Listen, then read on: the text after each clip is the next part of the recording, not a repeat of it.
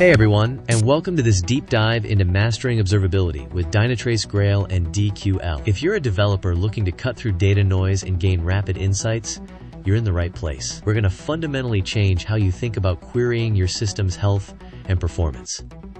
So let's kick things off with the foundation. What exactly is Dynatrace Grail? At its core, Grail is Dynatrace's revolutionary data lakehouse. Think of it as a hyperscale, purpose-built storage and analytics engine designed specifically for observability data. This isn't just another database. It's an integrated platform that unifies all your metrics, logs, traces, and user experience data, petabytes of it, if needed, into a single, accessible source. It's the robust, high-performance backend of what we're calling your powerful new IDE for observability data. You might be thinking, how does this make my life easier? Well, by unifying all this diverse data, Grail eliminates the need for complex data stitching or managing multiple tools, giving you a seamless, consistent view across your entire stack.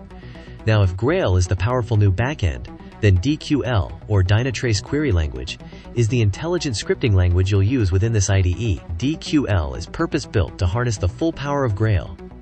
Unlike generic SQL or complex command line tools, DQL is designed for developers, makes querying even petabytes of observability data as intuitive as writing clean, efficient code. It's declarative, readable, and incredibly powerful, allowing you to explore, filter, aggregate, and visualize your data in real time. Picture a moment where you're debugging a tricky performance issue.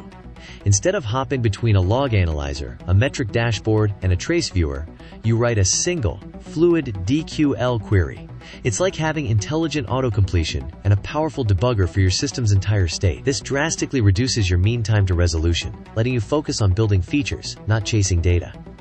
The true magic happens when Grail and DQL work together. Grail provides this massively scalable, unified data foundation, while DQL gives you the precise, expressive language to interact with it. This synergy means you're no longer dealing with data silos or struggling with schema-on-write limitations. Grail leverages a schema-on-read approach, meaning you can ingest data without rigid predefined structures, and DQL makes sense of it on the fly, transforming raw data into actionable insights instantly. It's like having a universal translator for all your system's signals. This architectural principle fundamentally streamlines how developers can explore, analyze, and troubleshoot their applications, making complex queries as intuitive as writing clean, efficient code. We've defined the core, but in our next scene, we'll dive into why this truly changes your development and troubleshooting workflow.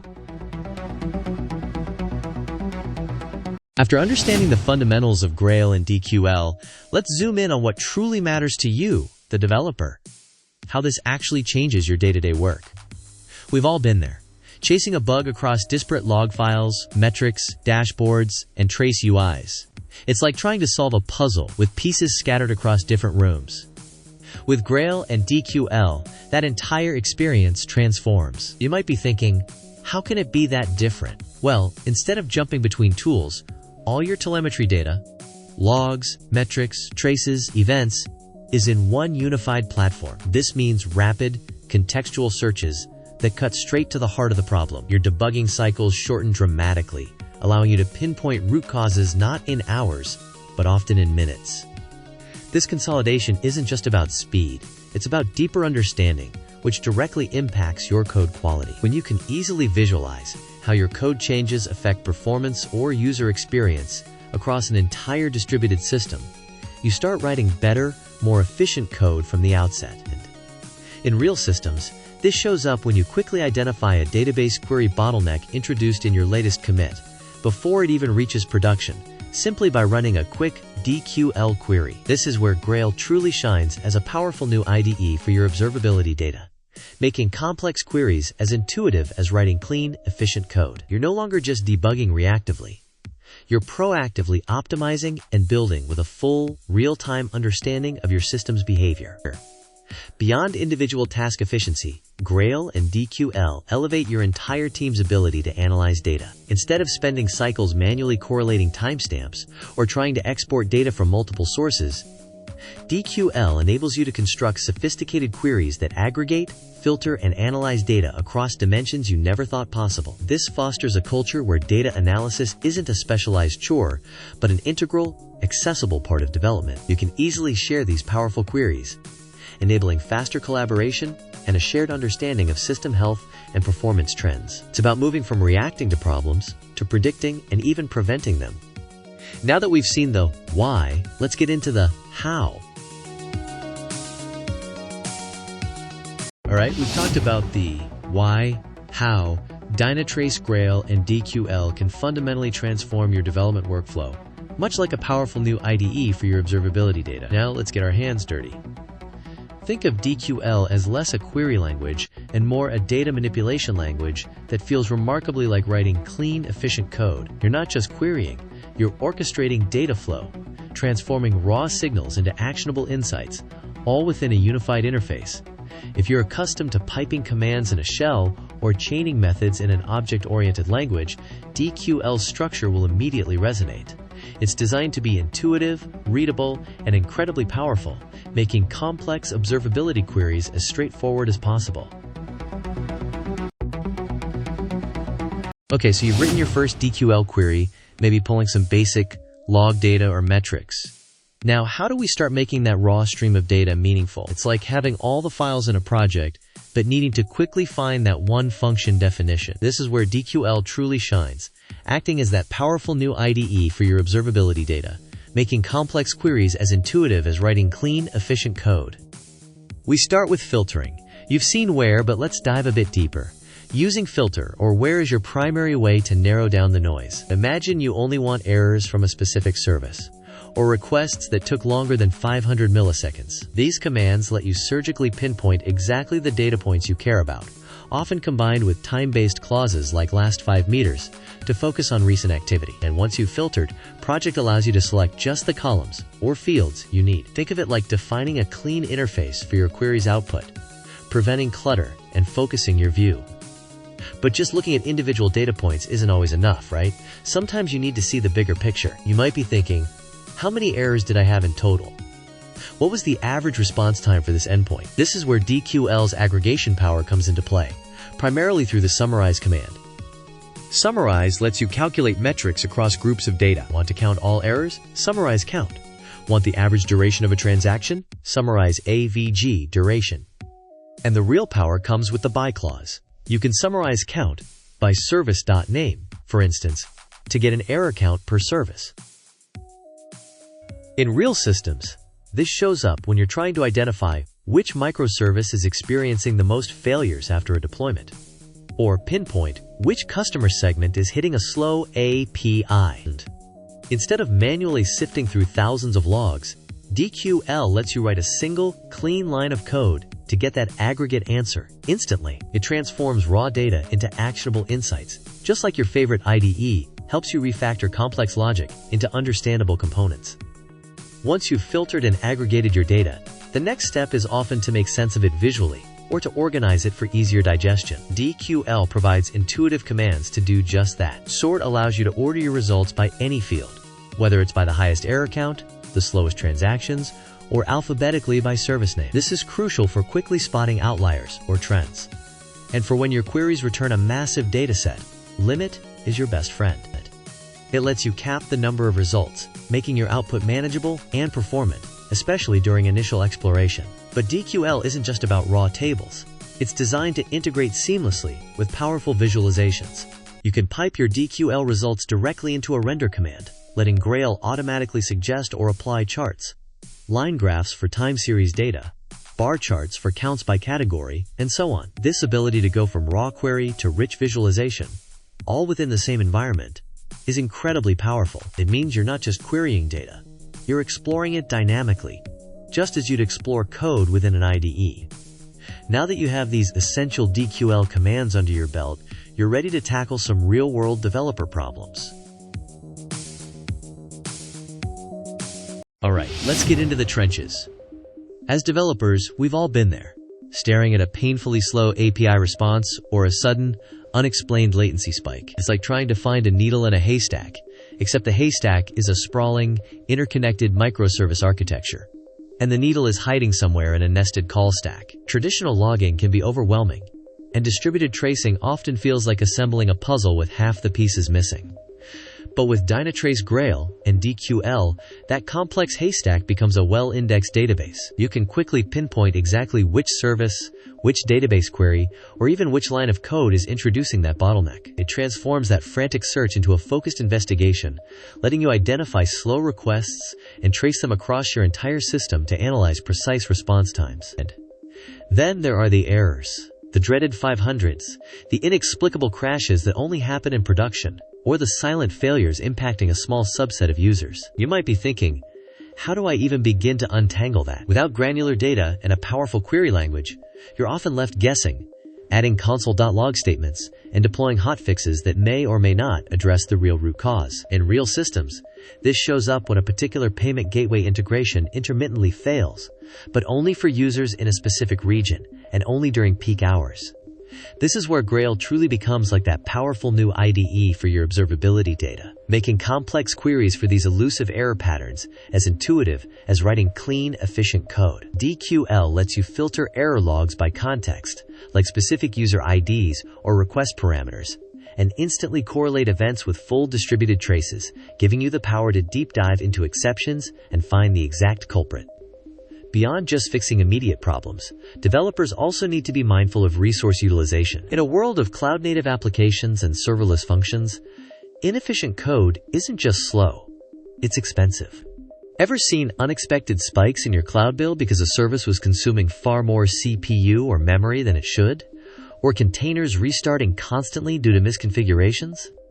DQL allows you to proactively monitor these consumption patterns. You can write queries to identify services with unusually high CPU or memory spikes, analyze container restart frequencies, and even pinpoint specific processes that are draining resources. This isn't just about cost savings. It's about building more resilient, efficient applications from the ground up. Finally, let's talk about the user experience. Ultimately, our code directly impacts the people using our applications. A slow API call isn't just a number, it's a frustrated user. An unhandled error isn't just a log entry, it's a broken workflow. With Grail and DQL, you can move beyond anecdotal feedback to truly understand the impact of your application's performance on your users. You can track front-end errors, measure crucial page load times, and even segment user experiences by geographic region or device type, helping you prioritize fixes that have the biggest positive impact. It's about proactively ensuring your users have a seamless experience, always. And speaking of seamless experiences, imagine integrating these powerful Grail insights directly into the developer tools you use every day. We've just seen how Dynatrace Grail and DQL empower you to solve complex technical problems with powerful queries. But what if you could bring that power, those rich insights, directly into the developer tools you use every single day? This is where integration becomes paramount. Dynatrace understands that developers live and breathe in their IDEs, their terminals, and their CI/CD pipelines. Grail isn't designed to be a siloed dashboard. It's engineered as a robust data backend for your entire development and operations workflow. The goal is to make complex observability queries as intuitive as writing clean, efficient code. But now, that code can directly interact with and leverage your vast observability data estate. So how do we bridge Grail into your familiar environments? Primarily through comprehensive open APIs, robust SDKs, and a powerful command line interface. Think of these as the direct communication channels, allowing your scripts, your applications, or even custom IDE extensions to programmatically interact with Grail. They let you push data in, pull data out, execute DQL queries, and even manage configurations, all from outside the Dynatrace UI. This transforms Grail from a monitoring platform into an active, programmable component of your software delivery ecosystem.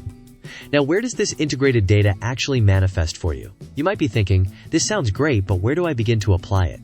Well, imagine having DQL query suggestions directly within your IDE via a dedicated extension, allowing you to debug performance issues without ever leaving your codebase. Or, consider your CI/CD pipeline.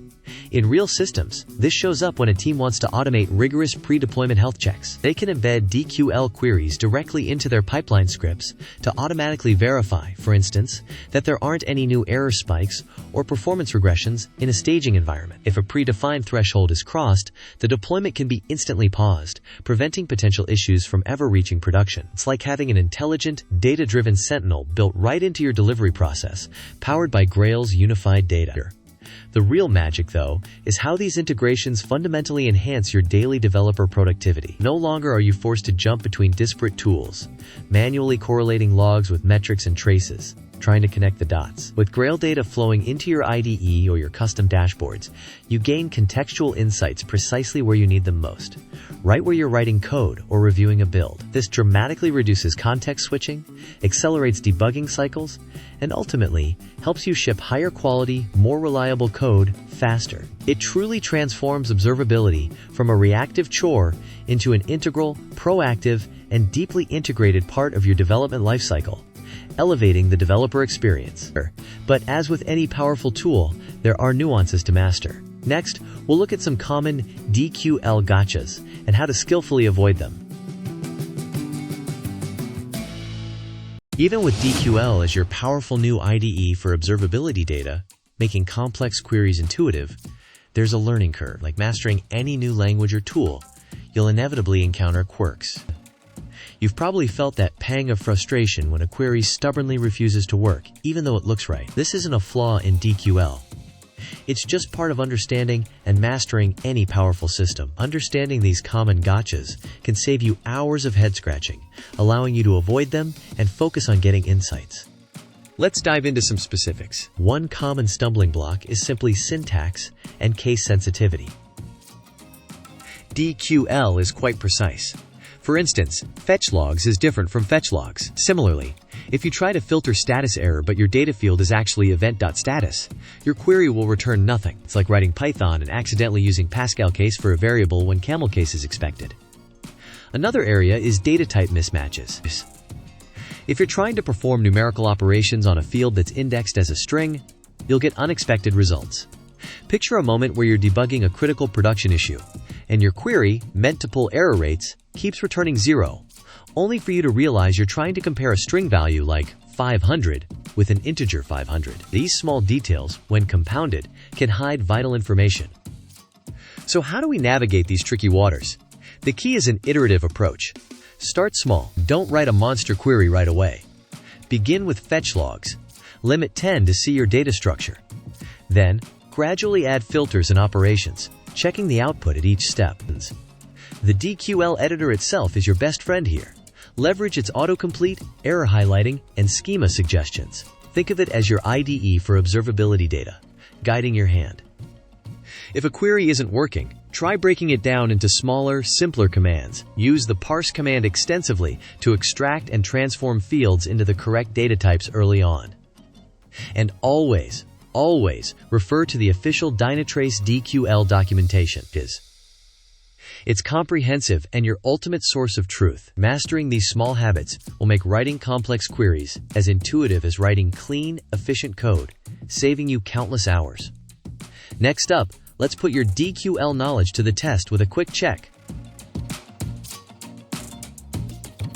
Alright, we've navigated the syntax, explored essential commands, and even tackled some common gotchas. Now it's time for a quick check to solidify your understanding of DQL fundamentals.